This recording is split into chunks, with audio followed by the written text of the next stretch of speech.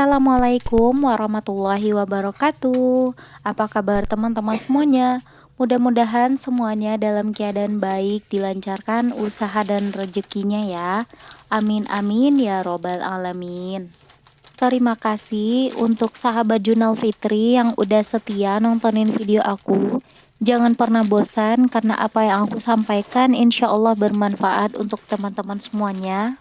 Dan juga terima kasih untuk teman-teman yang baru mampir. Aku ucapkan selamat datang di Junal Fitri. Mudah-mudahan apa yang teman-teman cari sesuai dengan harapan teman-teman semuanya. Oke teman-teman, di video kali ini aku awali dengan mengemas jajanan anak-anak. Ini salah satu jajanan yang laris di warung aku. Dan untuk jajanan aku stoknya nggak banyak ya teman-teman. Karena keuntungan dari jajanan ini juga nggak banyak, yang penting selalu ada. Karena meskipun untungnya sedikit, ini juga sangat berperan penting dalam perkembangan warung aku.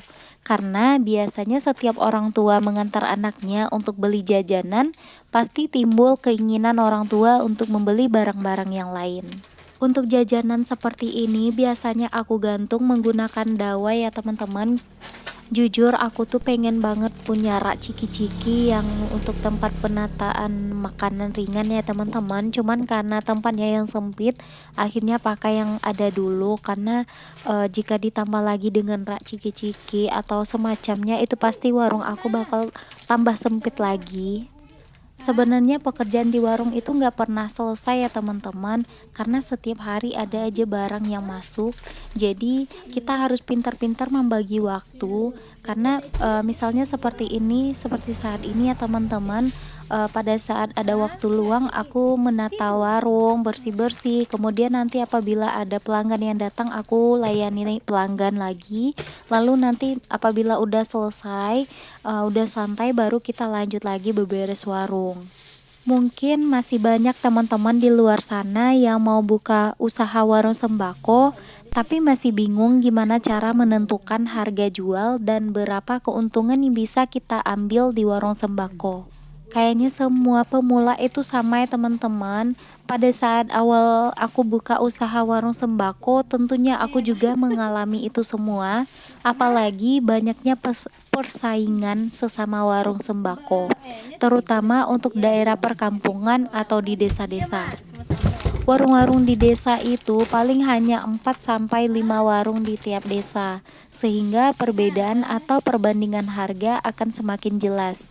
Siapa yang menjual dengan harga yang paling murah sudah pasti paling diburu oleh pelanggan. Apalagi di desa, perbedaan 500 perak pun akan diburu pelanggan ya teman-teman. Di sini mental kita itu benar-benar diuji ya teman-teman. Di sini kita harus bisa mengontrol perasaan kita sendiri agar tetap bisa memberikan pelayanan yang baik terhadap pelanggan. Baik itu pelanggan tetap maupun pelanggan yang hanya datang pada saat warung langganan mereka tutup atau pada saat darurat saja. Menentukan harga itu sangat penting ya teman-teman, dan ini juga harus dilakukan diskusi dengan anggota keluarga, terutama untuk kita yang buka usaha warung rumahan. Pasti ada suatu waktu warung kita digantikan oleh suami atau istri atau keluarga yang lain. Tujuannya adalah agar tetap bisa memberikan harga yang sama kepada pelanggan, karena ini juga sangat mempengaruhi penjualan karena adanya kesenjangan harga yang diberikan.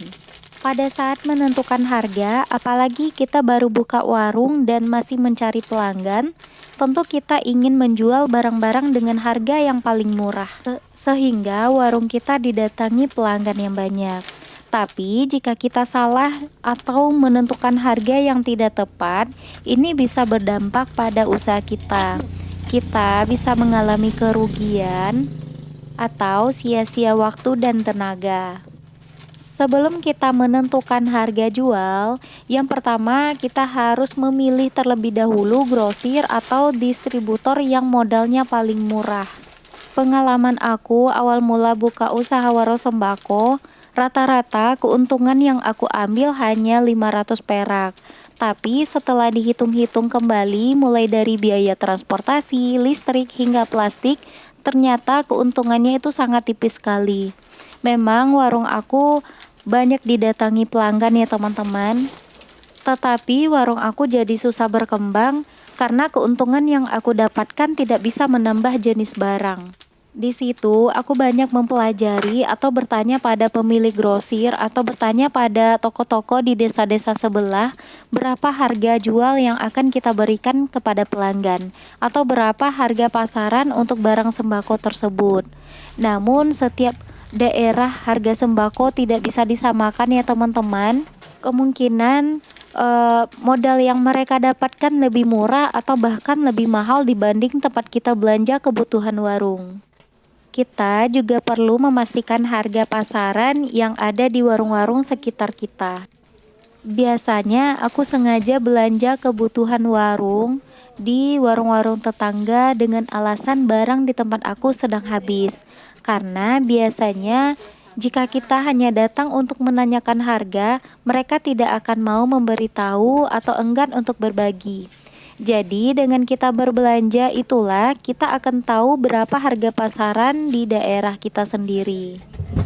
Memang untuk harga penjualan setiap warung tidak bisa disamakan ya teman-teman. Karena setiap warung itu punya tempat atau grosir langganan masing-masing yang modalnya sudah pasti tidak sama. Otomatis harga penjualan pun ada yang tidak sama. Tapi agar warung kita tetap bisa bersaing dengan warung sebelah, jika tidak bisa memberikan harga di bawah orang lain, setidaknya harga yang kita berikan memang harga pasaran. Kemudian yang bisa kita lakukan adalah menjual dengan harga yang disarankan. Untuk beberapa jenis produk, mereka sudah menerapkan harga jual pada kemasannya, seperti minuman botol, sabun deterjen, sampo, sabun cuci piring, dan barang-barang lainnya. Agar warung kita tidak dianggap kemahalan, sebaiknya mengikuti harga yang sudah disarankan oleh produsen. Sekarang aku kasih contoh ya teman-teman. Misalnya untuk daya 5 ribuan, ini sabun deterjen ya teman-teman. Misalnya kalau pembelian 1 dus ini modal persatuannya itu di harga 4.500. Nah, ini kita jual dengan harga 5.000 karena pada kemasannya itu sudah tertera harga 5.000. Kemudian untuk sabun deterjen yang merek ekonomi ini modalnya per dus itu di harga 57.000, sedangkan untuk persatuannya itu harganya 4.750.000. Nah, di sini aku jual dengan harga Rp5.000. Memang untuk barang-barang ini keuntungannya itu sangat tipis sekali ya teman-teman, tapi kita bisa mengambil keuntungan lebih pada barang-barang yang lain. Misalnya pada minuman botol merek Fanta ya teman-teman. Untuk satu pak Fanta ukuran menengah modalnya yaitu 49.000. Jika dihitung harga per satu botolnya itu yaitu di harga Rp4.166. Sedangkan harga jual yang disarankan tertera pada kemasan yaitu Rp5.000. Jadi di sini kita sudah mendapatkan keuntungan lebih dari Rp800. Kemudian aku kasih contoh lagi pada harga gula ya teman-teman. Jika teman-teman membeli gula di grosir harganya 15.800 per kilo, teman-teman bisa menjual dengan harga 17.000 per kilo. Ini untuk warung-warung kecil ya teman-teman.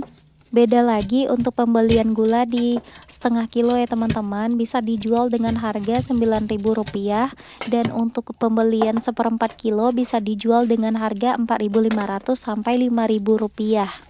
Oke teman-teman, untuk video aku kali ini aku cukupkan sampai di sini ya. Insya Allah di video selanjutnya aku akan jelaskan secara rinci harga jual dan berapa keuntungan per produknya. Jika ada kritik dan saran dari teman-teman silahkan di kolom komentar ya. Akhir kata, Assalamualaikum warahmatullahi wabarakatuh.